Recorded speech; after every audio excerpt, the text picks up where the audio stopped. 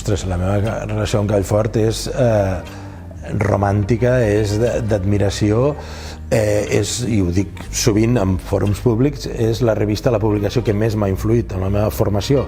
Qualsevol activitat que fem avui en dia, també les dels nostres infants, passa per la tecnologia. Darrere de qualsevol comunicació que no sigui presencial hi ha un microxip que controla allò que veiem, com ho diem, com ho fem i com ens divertim, com treballem, com aprenem.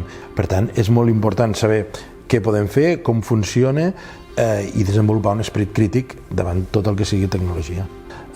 Com funciona internet, què són els algoritmes, fins on controlen el que veiem i el que no veiem a les xarxes socials, a internet, com funciona Google, temes d'actualitat també, si hi ha, per exemple, fake news o si hi ha algun tipus de nova xarxa social, doncs explicar-ho.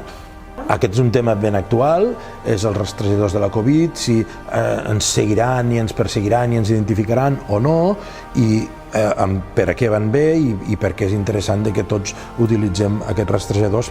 Aquest és el repte principal, una vegada trobat el tema, és com fer-lo accessible a un públic que ni té tants coneixements com tenim nosaltres, ni hem de suposar que té els mateixos referents que nosaltres. Per tant, no has de donar res per suposat, has de buscar llocs comuns i, si no, posar-ho molt bé en context amb les paraules que pugui entendre un jove, una jove o la mainada.